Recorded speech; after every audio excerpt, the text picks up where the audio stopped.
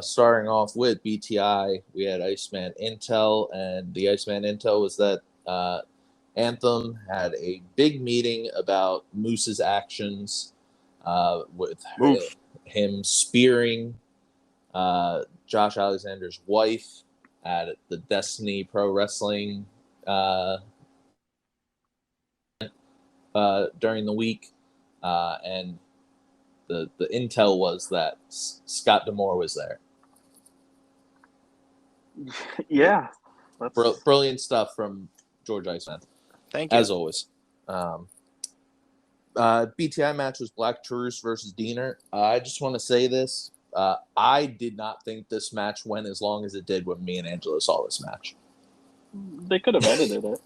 This is really this was much longer than I remember it. So you're saying it's longer? Yeah. Like I thought the match, the match flew by for when we watched it. I felt. Yeah, I just think being in the audience, it flew by pretty quickly, and we were focused on Eric Young, just balking back and forth with the crowd versus everything that was going on in the match. So watching on BTI, it did feel a little longer than we thought it was. Yeah, because it didn't feel super long, but when I got to the point in the BTI episode, I saw there's over 10, I think it was 12 minutes left. I was like, bruh, they did not have a 12-minute match on BTI, and they didn't. There was the entrances and the after stuff, but the fact that it felt like it was a 5-minute match in person, just because of everything that was going on, and they had a pretty good match. This is probably one of the better Diener singles matches. He held his own with Black Taurus, which I was kind of shocked at, but at the same time, you've got to make those champs look somewhat strong if they're going to have one of their guys lose. Taurus looked fantastic as always.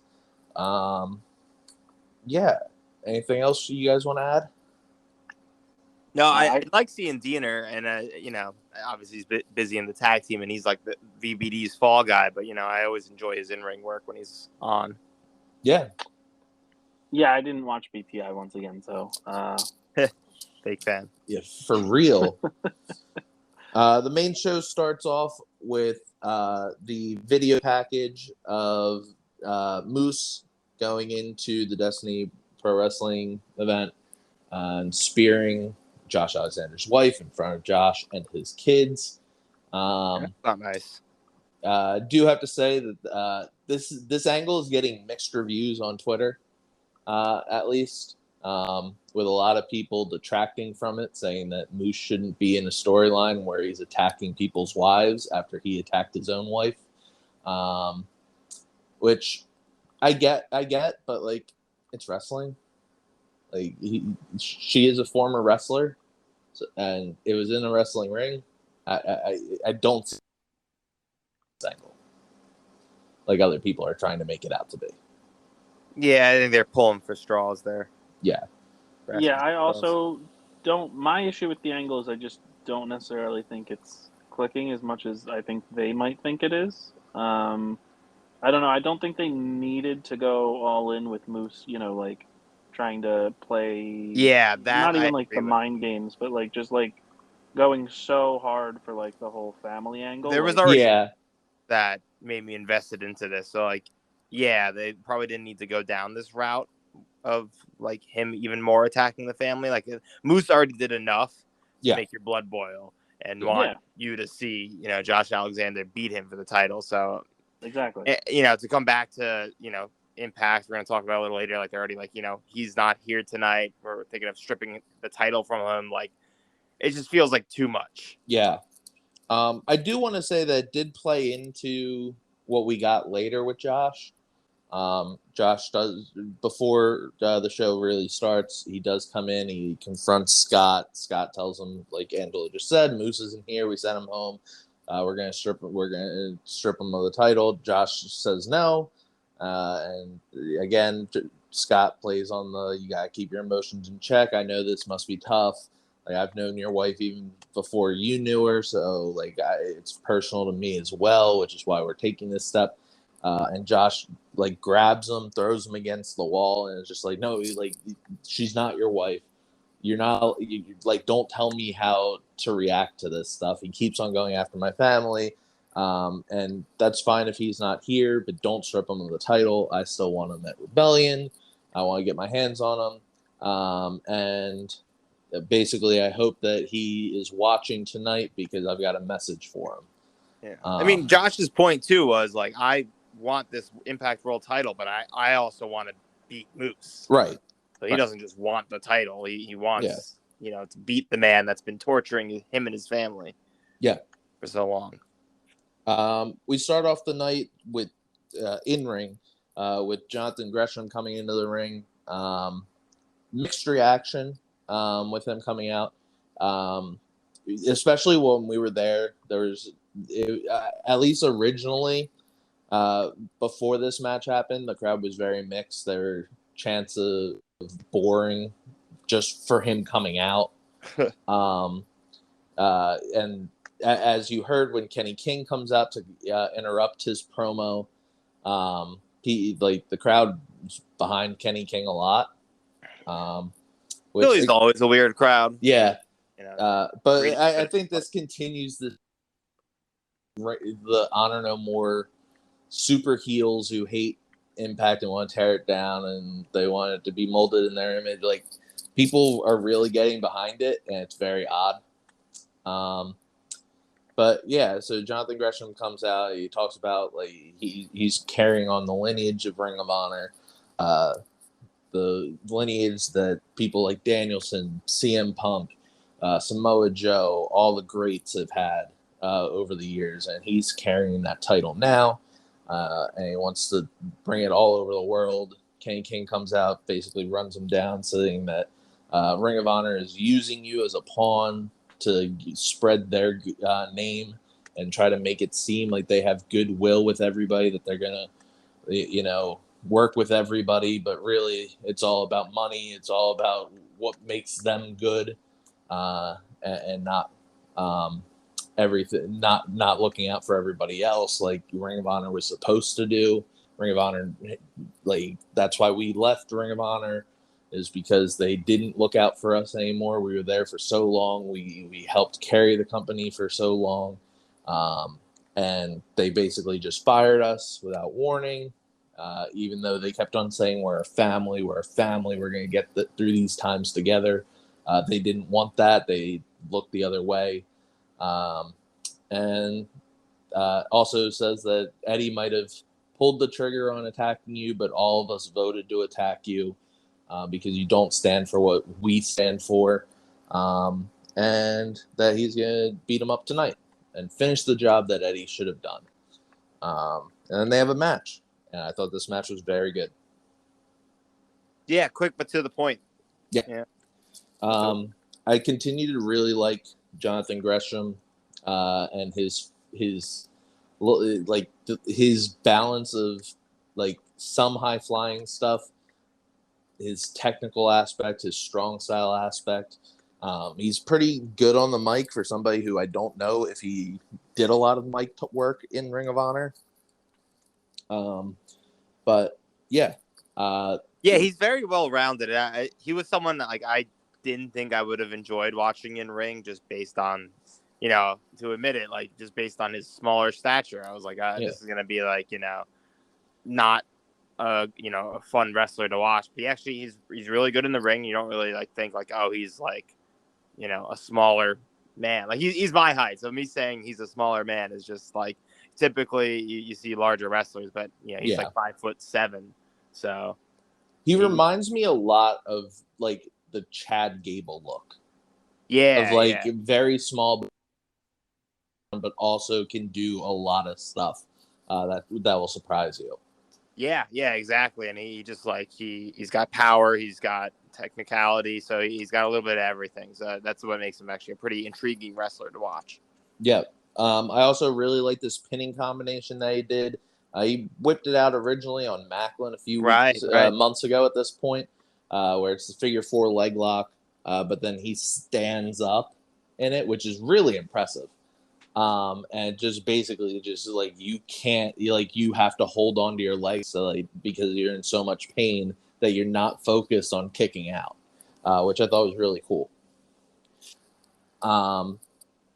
As I said, he wins.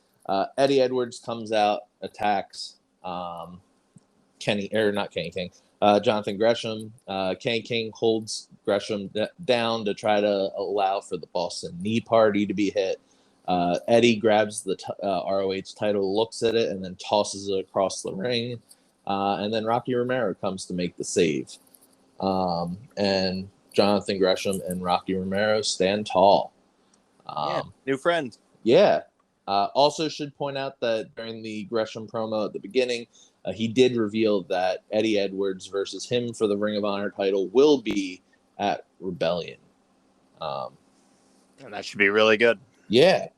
I guess you always got to put an asterisk on it in case Gresham does lose tomorrow to Bandito or anywhere else, because he defends it wherever he goes. So, Pat, what do you think about this? Yeah, I thought this was a really solid opener to the show. I continue to really like Jonathan Gresham. I continue to really like Kenny King and hope that he can eventually accomplish some things in Impact. Yep. Just again, I thought it was a really solid opening to the show tonight. I will say, Kenny King's promo, I think, highlights something that I brought up as to why ROH might not want to, work with Impact, as you do have this stable, Honor No More, which is openly just claiming that ROH is a dead company and that their championship doesn't matter, with Eddie Edwards even literally just picking up and throwing the ROH World Championship out of the ring and onto he's the a ground. Bandito fan. Yeah, I guess so. He sides with Bandito. Yeah. But yeah, Bandito you're absolutely is right. coming. Ring of Honor is making its great, return after a few months, but then there's this other storyline that Impact is doing. So it makes sense that they shouldn't really cross paths. It just doesn't make sense at this time. Yeah. Yeah. I do have to say, listening back to this promo, harken to that whole adage of how Pat has brought up numerous times about a very vocal, but I still think a minority section of the Impact fans who think that, AEW or Tony Khan is only looking out for themselves and are going to put only their guys over. I think that, again, I've said it before that I thought that was the downfall of the relationship with AEW and Impact, was that for the most part, AEW people were always going over the Impact guys and then not wrestling. Like, Omega's reign was fine, but he wasn't wrestling. He was putting down the company constantly. And it just felt like, it wasn't a great look. Well, they were never viewed as equals. Yes, that's right. the tough part. And I think that's what Kenny King was kind of going on with this whole ROH is using you by sending you to other companies and trying to say we're willing to be the best of the indies and all this stuff. But really, they're going to do the same old thing that this version of Ring of Honor wants to do because of who owns it. While he didn't say it like that, the way that he talked about how Ring of Honor is using you to just get goodwill for themselves and put themselves over, definitely felt like a kind of a shot at that side of the fan base would agree with. Yeah. Good point. Next up was Motor City Machine Guns promo, talking about they beat Jay and Chris Bay a few weeks ago. In their eyes, there was no controversy. Again, Shelley keeps on calling Jay Jamie. Says you need to learn how to count because clearly I'd never taught you how. And that 1, 2, 3 gives us a check in the win column and a check for you guys in the loss column. And that they're going to do it again tonight. They're going to pick up another win. We got Saban saying that, with the multiverse of matches coming in, that he might go Super Saiyan, or Super Saban, I should say. And Kamehameha hit Jay White back to Japan tomorrow at the multiverse of matches. I thought this was a fun promo. It was. After this, we got Deonna Perazzo promo, basically, again, talking about her Champ Challenge, talking about how she beat Lady Frost and Giselle Shaw in a triple threat for... Did anyone catch Challenge. Deonna, like, laughing at herself in this promo? Yes. Yeah. Yes. She definitely laughed a few times. Like, gave a little chuckle. I don't know if it was her just playing up on her like overconfidence or like she messed up a word, and it's just like, I'm just gonna laugh it off. But yeah, she says that the Champ Challenge is happening tomorrow at multiverse matches, and this is the most people in an area ever. So you for Champ Challenge, so you never know who can come in and challenge. So yeah, they kept on playing. Basically, anybody who was doing promos throughout the night kept on referring to, the endless possibilities of things that could happen tomorrow. Trying to make it that must watch. Yeah, so with that all, which is what was really interesting is, so we saw these tapings, and we're not spoiling anything here, but this was for 4 weeks of Impact episodes. So in the middle, they have two of the shows that they put on TV. There's still 2 more to go, but there's this multiverse of matches happening, and then there's 2 taped shows that happened before that are still yet to be aired. Yeah. So all these promos are talking about what's to happen, but then all the shows are going to be after. It's supposed to be after multiverse, but really it was before multiverse. So it's going to be interesting in that sense. I didn't even put 2 and 2 together because there's a match that I know that obviously happened at the tapings that you guys went to. That now that I'm thinking about it, like it spoils one of the matches for tomorrow. Yeah. Yeah, it's interesting. I mean, granted, not everyone's looking at spoilers, and there was, probably 1,000 people in the arena. Can I ask what match you refer to, Pat? No, or would it spoil it? No, the Deonna. Oh, well, it's not her. It's just that she has a champ challenge. Yeah, well, now that it's the fact that answers everything. Yeah, but we now know that the spoiler is that she's going to retain. Hey, man, maybe she picked up another title. You don't know that. Maybe. I don't know. It's just weird. Like, I would have assumed that they would have, because again, like with this being a tape show, you don't have to air it in order. They could have just edited in like the Deonna match. I mean, me and Angelo have talked about it that they did not air these in order. These matches are all over the place. Yeah, what days they were taped. So so I don't know. It just that is like a weird thing. Like, why wouldn't you do like the Deonna Champ Challenge now? Like, because again, I just like tomorrow. They're like this promo set it up like it's going to be a big deal of whoever takes this challenge. Yeah, like it could have been someone that might win one of the belts or something. Yeah, but now that like again, like, it's Chelsea Green again, guys. I'm sorry. Oh Jesus Christ! But it's heel Chelsea. It's heel Chelsea. Again, like we're not spoiling who's in the Champ Challenge. But the fact that there's a Champ Challenge. Yeah, then like I don't know. It's just kind of weird. Yeah. After this, we get the inaugural CHUMP Challenge, which is better than the Champ Challenge. I agree. We get Johnny Swinger and the Dice Daddy, Zicky Dice. Mm-hmm. They come out. We've got Johnny Swinger getting a live mic.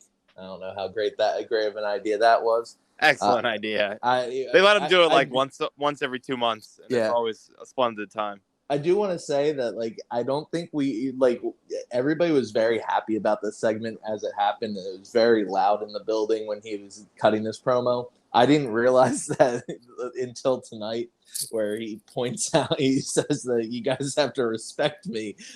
Do you know how much money I made companies in this building? Yeah. That was great. So he does acknowledge that he is an ECW original, even though he's trapped in the 80s. He doesn't have total amnesia. Yeah. That's good. He also claims that with Zicky Dice's training, He is going to make him the next Adrian Adonis. Which, goes back to he wrestles in the 1980s. Yep. I do have to say, hopefully it's not the same story as Adrian Adonis died at like 34. They do have a similar look, though, which is freaking funny. Yeah.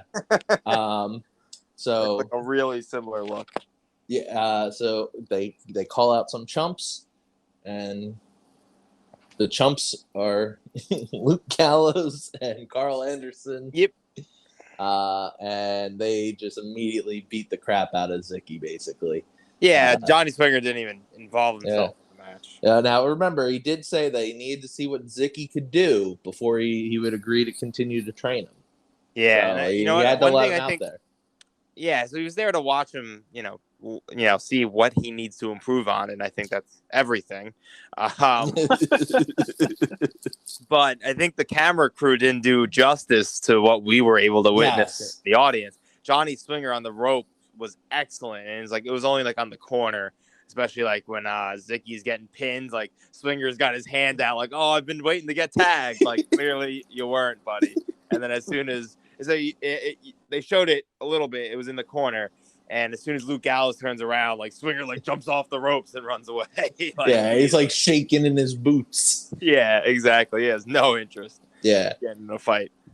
Yeah, this is great. Good Brothers go back, and they basically run down the Briscoes for a bit, and then run down Violent by Design and Honor No More, and say that they're going to come for the titles, and they hope that at Rebellion, Violent by Design are the last with them in the ring so that they can get their revenge and win their titles back. I thought this was a good promo. Again, the Good Brothers, when they actually care, they're really good. I feel really like good this role. I feel like they've turned a corner recently. It feels like they're pretty much always caring now.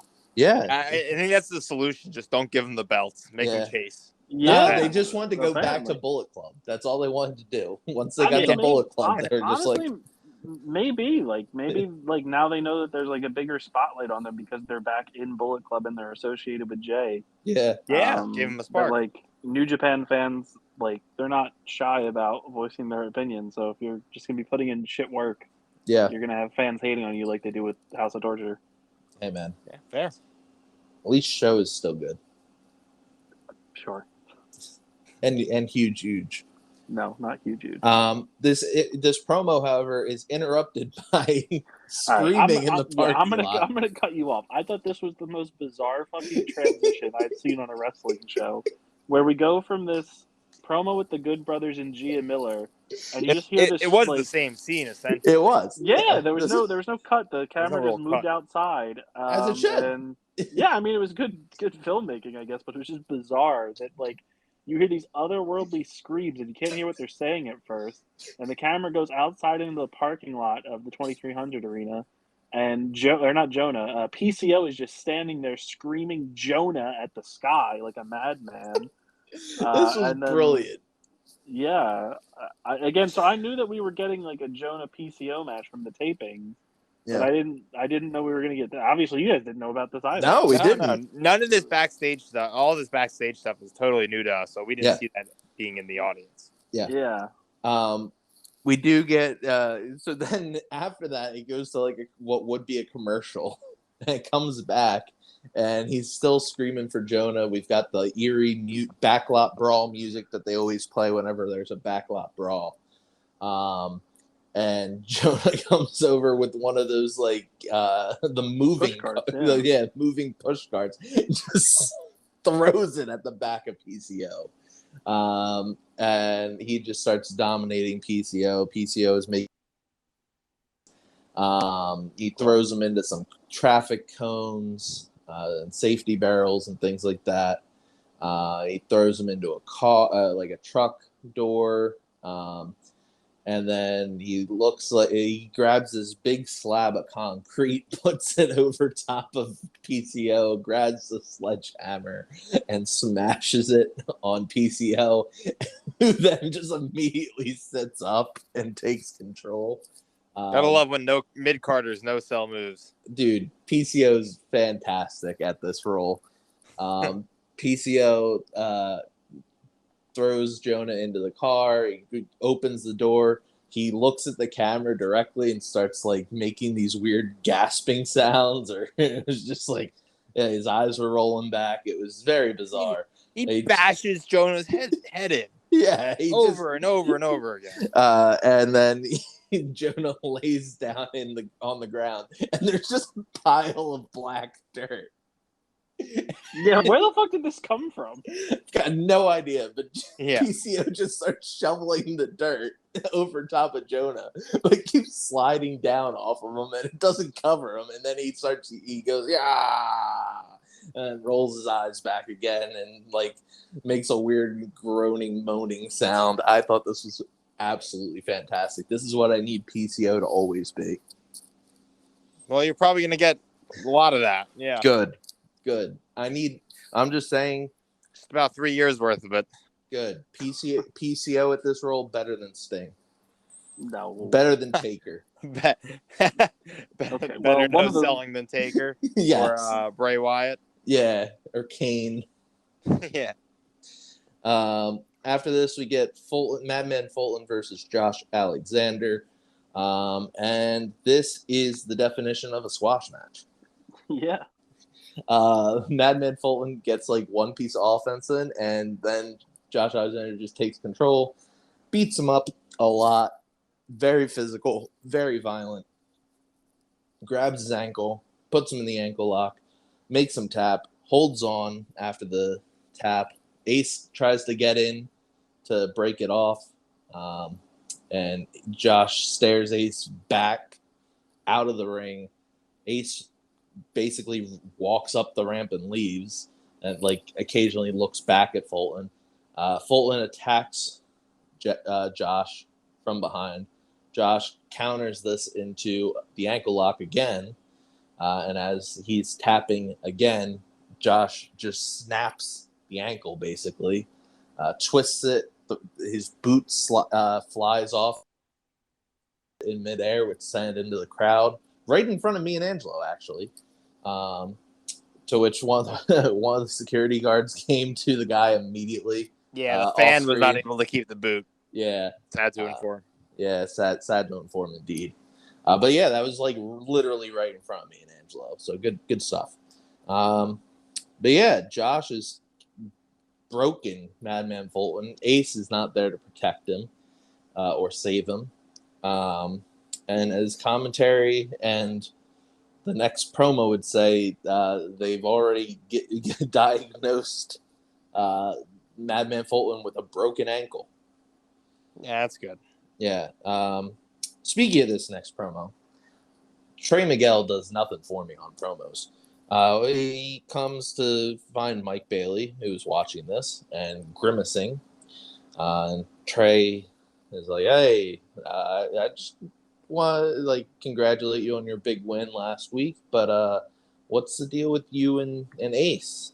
And Bailey says, Ace is gonna ace, and he's like, yeah, but like, what's he gonna like? What's your relationship with?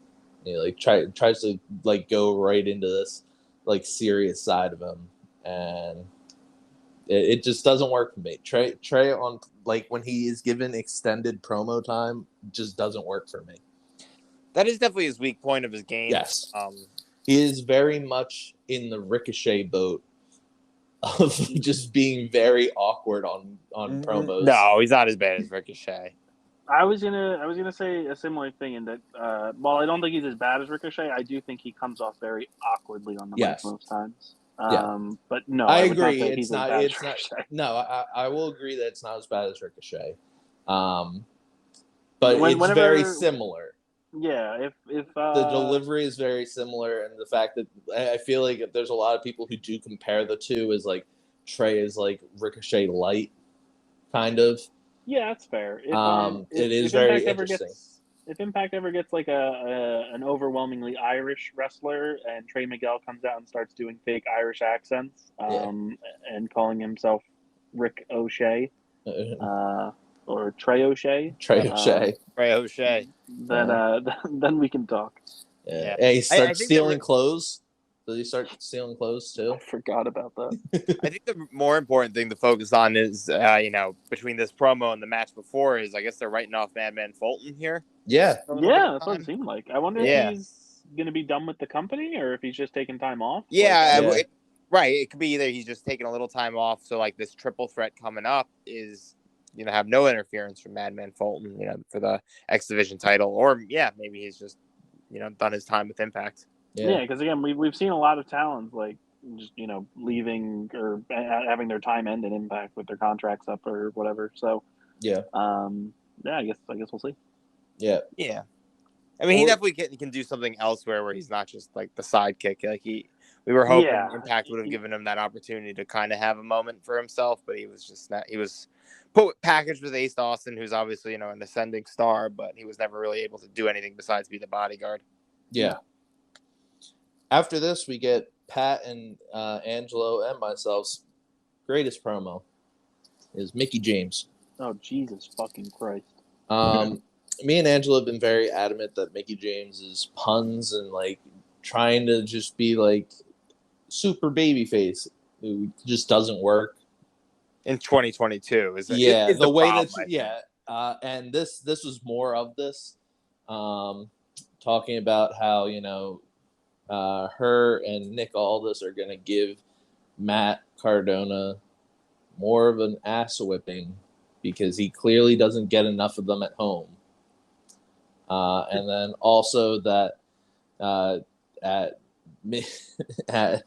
multiverse matches, it's going to be the mid Cardonas versus Pat. You want to say it?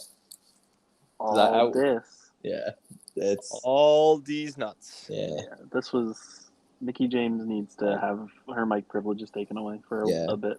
She can come out and just sit silently in the ring while Chelsea Green like super kicks her in the face. Yeah, she also claimed during this promo that the reason that she was so protective of Chelsea was because she thought that Chelsea needed a mentor and that she needed to learn the ropes and like how to navigate all this. Like it makes doesn't sound zero like sense. Like she can be her mentor, but like she was literally saying like, "Oh, Chelsea, don't come to the ring with me. Don't help me." That's not really you protecting her. That's just you being like, "Hey, I don't actually want your help, but we can be friends." Also, Chelsea's been an established wrestler for like Chelsea. Chelsea's a former Knockouts champion. Right? Like obviously not under the same name, but it's still established that it's the same person. Yeah, it makes no sense. This was silly. It's not like this is like a new upcoming wrestler. Chelsea has had numerous title opportunities. She's won the title, as you pointed out. She's been all over, basically. Weird thing. And then we transition right from this into Gia going to the private locker room of Chelsea and Matt. Matt is, Gia is knocking on their door and doesn't want to talk to him. So he says he's going to get Chelsea. Chelsea comes out and says, I wasn't there to be Mickey's little sister. I didn't need a mentor. I know how to wrestle. I know how to get these opportunities. But Mickey just kept on like telling me she didn't want me here and didn't want me there. So you know what? I came out for that match and did what she told me to. She told me not to help her, and I didn't help her. And for some reason, she didn't like that. Which also stupid because she faked a broken wrist. So that's why Mickey didn't want her out there. Yeah. But not only did she, again, as we pointed out last week, not only did she fake a broken wrist, but Impact Wrestling tweeted out and put on Instagram that Chelsea Green had a broken wrist. Hey, I mean, Impact knows where their priorities are. Mickey James works for NWA. She's not paid by Impact. It's true. She ain't getting jack squat. Yeah. But yeah, they say that the Cardonas are going to prove to everybody at multiverse matches that they are the true power couple of wrestling. Cool. Knockouts Battle Royal for the number one contendership for Tasha Steele's Knockouts title at Rebellion. We had in this match Rosemary and Havoc, Savannah Evans, Giselle Shaw, and Angelo's favorite wrestler, Lady Frost, Alicia Edwards, who is everybody's favorite wrestler. The GOAT. Jordan Grace, and Madison Rain, Tennille Dashwood, and Jessica McKay with Cassie Lee at ringside. I don't know why Cassie Lee was not in this match. I'm assuming she's injured, and that's probably why they're not in the Fatal 4-Way at the multiverse matches. Yeah, that's the only thing that I could think of. Yeah, it must be. Yeah. Because, like, all the other tag teams were in this, so... Yeah. Who knows? But yes, I mean, the point, this match, like, Savannah Evans gets her own entrance. Yep. So it shows, like, you know, she's going to be a powerhouse, which was the case in this match. She was kind of the ring general for a lot of it until she finally got thrown out. The other big point, I guess, was, you know, all the nonsense with Caleb with a K, influence and inspiration, where Madison Rain gets knocked out, but Jessie falls back into Caleb's arms again, and she gets back into the ring without getting knocked out because of Caleb, but he didn't mean to help her, so all the drama's still there. Yeah. Just want to let everybody be known that based off of how these things aired, this is the first time in Impact that we've a technically singles match. As Cassie has gotten like 2 or 3. That's true. So this is your first time to get singles action from her.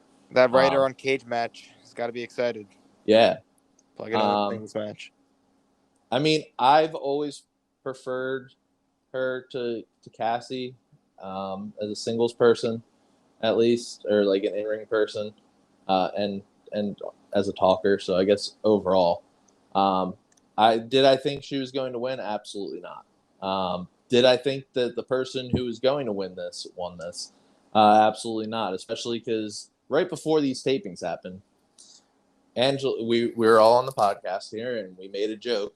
And Angelo was like, "Oh yeah, they're probably just going to make Rosemary the number one contender." And that's what happened. Yeah. I thought it was a very unique ending with all 3 of the final people all going up again, going into the ropes. But Rosemary, because she's so practical and she always like plays in the ropes, she wraps her legs around and holds on. Yeah. Yeah, it makes a lot of sense in that sense. But it was an interesting final 3, being it was 2 of the newer ones, Lady Frost and Giselle Shaw, and then the veteran Rosemary. Yeah. Rounding out your final 3. Yeah. I am sure that Rosemary and Tasha should be a good match. Yeah. You've got the outside covered because you'll have Savannah in Tasha's corner, and most likely Havoc in Rosemary's corner. So should have those equaled out. So it'll be interesting to see if Tasha can retain. Do we think Tasha retains at Rebellion against Rosemary? Yes. Yeah. No, I think this is just a good first person for her to defend against. It's not Mickie James. Yeah. That's why I said the other week, I was like, yeah, Rosemary could be the first number 1 contender, because it's like she's in that veteran presence. We forget that she's been there for a while. Held the belt before. She's kind of done it all in the knockouts division. So just throw her in again, and it'll work. Yeah. I mean, we again start card subject to change because I don't know if it's tomorrow or Saturday, but Tasha does have a title defense at GCW for the Culture against Big Swole. Big Swole, wow. Yeah, so who knows? Big Swole could win. We can get Big Swole versus Tasha versus Rosemary. That'd be something. I guess you could. I'm gonna go out on a limb and say I don't see that happening. I agree, but you've got to play anything's possible. Change exactly. After this, we get Violent by Design promo, and we're back to the Violent by Design we know and love. Yes, sir. Them being in a dark corridor, getting with lots of zoom-ins. Some soft country music playing in the background. Yeah, and Eric Young saying a lot of things, them repeating the things. Violence. Yeah. Control. Infection. Reminds me of like old school Bray Wyatt cult leader promos where he just said a lot of stuff that I didn't really understand, but sounded nice to listen to. Yeah. He gets his catchphrase in of, this world doesn't belong to you, it belongs to us. Gets his screaming at the end.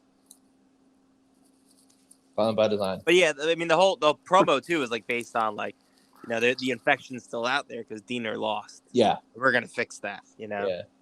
Hopefully they go back to what they used to do with Diener, where they just beat him senselessly. Yeah, that's what was interesting to me was like, the last time that like Diener was on a losing streak, they just beat him senselessly. And that's what they did with Rhino. Yep. But they'd leave him in a room for like a week and a half or something. Yeah. Like, we're coming to check on you.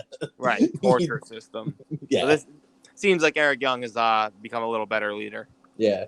He realized that torture isn't acceptable against civilians in 2022. Yeah, right, in the 48 states. Yeah. After this, we get Aiden Prince versus Bhupinder Gujar with Brian Myers on commentary again, Commentator Pro. Do have to say, line of the night happened in this match. Matt Raywalt says that, it's always good to have an actual commentator here with me when Brian Myers is out here. And Tom shot back saying, well, it's also nice to see an Aiden who knows how to wrestle in the ring. Obviously, taking a shot at Matt Raywalt's former character of Aiden English. Yeah. So I thought that was great. Bhupinder continues to impress. Angelo, are you upset that they cut out Aiden Prince's heel promo that he cut? No, I'm not upset. That was a very for the crowd type of like, screw you, Philly. I'm glad that they kept in like him coming to the ring and asking for a mic, and then they just didn't show that part of him getting the mic. Yeah, someone just forgot to check the tape. I mean, it's Impact. Yeah, that's all right. Bhupinder wins. I thought this was like of the like random squash matches that they did tonight. This was the most fun one, just because they actually gave it like an actual match. Right. It wasn't just the Slamovich, quick match. It was or the CHUMP challenge. That was a real squash city. Or even Josh versus Fulton. Yeah, it's true. Brian Myers gets up to leave. He goes up the entrance ramp, and Morrissey's music hits. He starts beating up on Myers as they go over to Myers' commentating table. And he looks to put him in the BQE and send him through the table.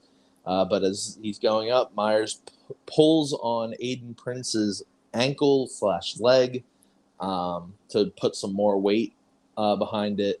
And Morrissey has to put him down. And as he does this, Myers scrambles under Morrissey's legs and gets away. And Morrissey goes to chase him, but Aiden Prince attacks him because he thinks that that Morrissey is the one who grabbed his leg. Which, Morrissey then hits Aiden Prince with the BQE. Good stuff. Another table down. Yeah. Create a commentator table. Not doing well. No, absolutely not. I hate to see it. After this, we get Masha squash match. Good stuff as always. But local Philly representative. Yeah. One day Masha will murdered. get an actual match. I don't know when, but it's probably the one today that you guys didn't see. Yeah. That's probably all we're getting until like maybe May or June for Impact. After this, we get our Motor City Machine Guns versus Jay White and Chris Bay match. And again, fantastic match between these two teams. Pat, this was. I was gonna say, Pat, were you on the podcast with their first match? I don't remember. No, I don't think so. Okay. Did you watch their first match? Or you had to, because I think you were doing the reviews already for the Sportster. I think so. 2 weeks ago. Yeah, so the first match, it ended kind of in controversy where it looks like Was it Chris Bay kicked out? Right. It was Jay looked like he grabbed Chris Bay at like 2.5. Yeah. But the ref didn't see, or he said that Chris Bay's shoulders were still down. Yeah. So it was like he broke the count, but the ref still counted. Yeah, because he just saw the shoulders, and the shoulders never moved, which is fair. It's true. Like that's always been like one of the gripes of like oh they broke the pin, but like they never moved their shoulders. It was just like somebody touched you in the back. Whereas that was the case here, but because the ref was looking at the shoulders as you're supposed to, he didn't see the contact. So we got a rematch here. Absolutely fantastic stuff. Chris Bay and Jay White have such good chemistry together, considering they've been tagging. They've had like less than a handful of matches together.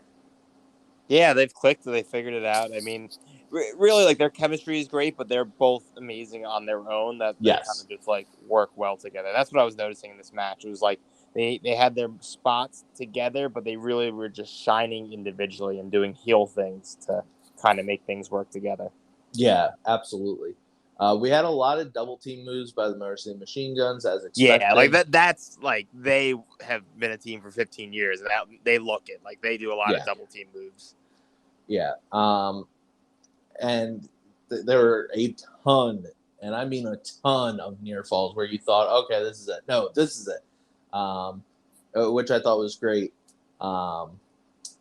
And Chris Bay and Jay White get their win back. Yeah, they finally got Chris Sabin on his own, and they took advantage 2-on-1. Yeah. So it's got to leave the question: do we get a third match, and where do we get the third match? I'd assume so. And maybe I don't know if they'll do it at Rebellion, because again, they're gonna have that 17 like 18 gauntlet match or whatever. I see. So that's where I think they're gonna just have an interaction in that. Yeah, they could. I mean, possible. Theoretically, you could have it come down to those two in the final. Yeah. And you could have one of them win the titles. That'd be very interesting. Because has Jay ever won tag gold in New Japan? Yeah, I don't think so. If he did, it was just the 6-man, but I don't think so. Interesting. So yeah, and again, you could always just go with the Machine Guns as well. Yeah, absolutely. They're an established team. Yeah. Or Violent by Design just retain, but yeah. I don't know if that's the more interesting outcome. Yeah. But yeah, overall, I thought this was an interesting show. Again, this isn't like a true go home show, as this isn't a pay-per-view per se. Well, it's not a true go home show because it's halfway through their actual tapings, which is the funny part too. Yeah. But yeah, it's technically time. It's more of like a live event that's being put on TV or put on, and it's more of like a special Saturday night special. Yeah, that's kind of how it feels. The special episode of your favorite TV show, with all the crossovers you've ever wanted. Yeah.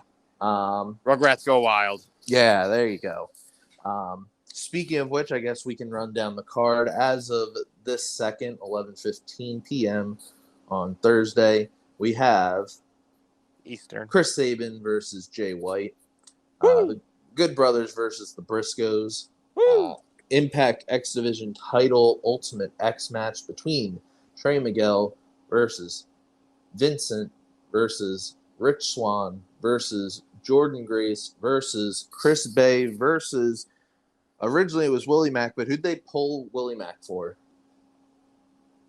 Didn't you say Blake Christian? Blake Christian. Yeah, Blake Christian. Okay.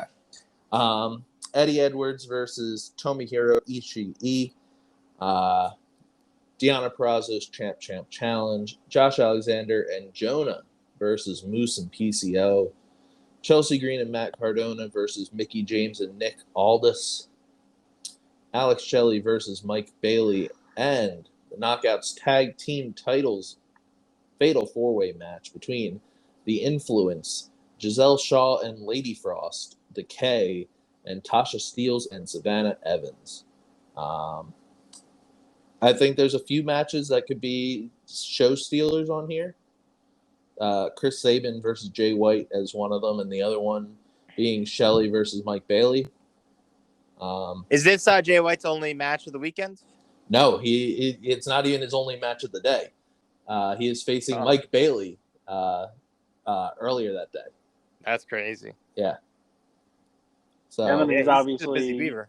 Yeah, Saturday he obviously has to show up at WrestleMania to face Seth Rollins. Yeah. Speaking of who could face Seth Rollins, Seth Rollins is doing an absolute great troll job of just posting a bunch of random gifs of wrestlers. Apparently, Marco Stunt is. Yeah, Marco Stunt is the latest one. If Vince knows that Marco Stunt is available, he might have a new child. He might have a new child. He might have. Well, like the Hornswoggle angle. Oh, yeah, I guess so. He might have a new illegitimate child. His name is Marco Stunt. I don't think from watching that Seth Rollins and Vince McMahon interaction that Vince has the energy for something like that anymore. Right, yeah, he's giving the company over to Marco Stunt. Well, here's the deed. Marco Stunt. You own WWE headquarters. That'd be epic. Yeah, that's why he fired Shane McMahon. And this is going to lead to next year's Mania, where it's Austin Theory versus Marco Stunt for control of WWE. Could be you thought Roman versus Rock was headlining Hollywood. Nope, it's Marco Stunt versus Austin Theory. Oh baby. Yeah. So why I had so many extra brothers? Because Hulk Hogan was really on my mind today. As everyone knows, we do the the predictions challenge for major pay-per-views for a multitude of companies. So one of them being WrestleMania this weekend. Pat decided to add the question of will Hulk Hogan be at WrestleMania? So I was doing my very intense research of looking through Hulk Hogan's socials, and I said no because Hulk Hogan tonight was supposed to appear. Seems like based on his 3-minute rant at a gym, appear at Hogan's Beach when his son is DJing, and apparently Ric Flair is sending 12 beautiful ladies there, and he's gonna face them. So I don't know. That's very strange. I love it, but it seems like he's busy this weekend. Yeah. So two nights he can bop it. Right. Yeah. You never know. He could still travel there. But I was, based on that, I'm like, okay, he seems like he's in Florida, not Texas. Yeah. But you know who is in Texas? Who's in Texas? Angelo's other favorite Hogan, Brooke, is at WrestleCon. I saw WrestleCon tweet about that. So she's facing Cody. Yes. No, she's facing Seth. Yeah, right. She's facing Seth. Yeah, they're pulling Seth from the match. No, and then Cody's going to interrupt the match, and he's going to make out with Brooke, and they're going to solve racism together. And then Bully Ray's going to come out and say, I screwed you. Yes. Yeah, it's going to be leading to a Bully Ray and Seth Rollins versus Cody and not Brandy Rhodes, but Brooke Hogan Rhodes. Yeah, love angle. That's sick. Because, again, Cody's going to solve racism once again. Good. I'll have a big platform to do that. And then he's going to retire Hulk. Because Hulk's coming back into the ring one more time to face Cody. I actually think Hulk was going to retire him. What was it, Mr. America is going to come out and beat the American Nightmare. Mr. America versus the American Nightmare. I need it. Book it. Book that. In front of the Japanese Hulkamaniacs. All right, we've gone off the rails here.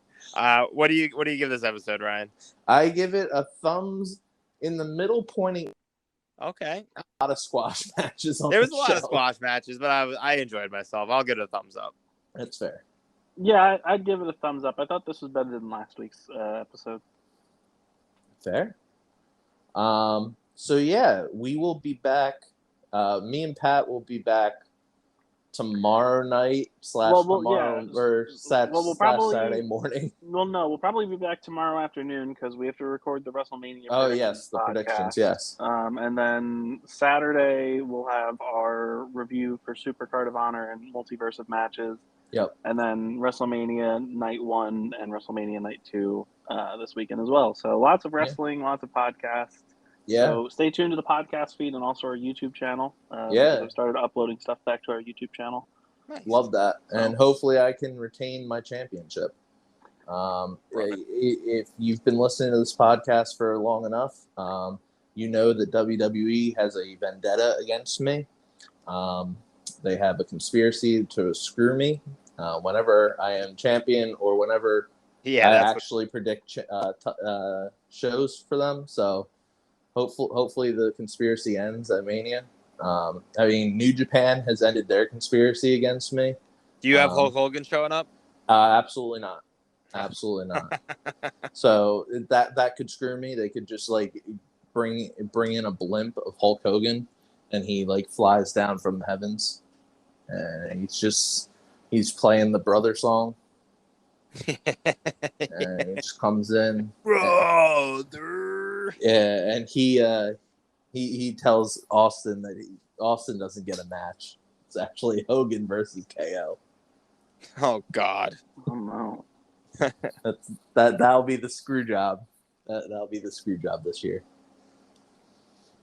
So yeah, thank you guys for listening. As always, I hate you for who sent this god awful monstrosity in the group chat. Oh, Joey sending the Big Mac special sauce sundae.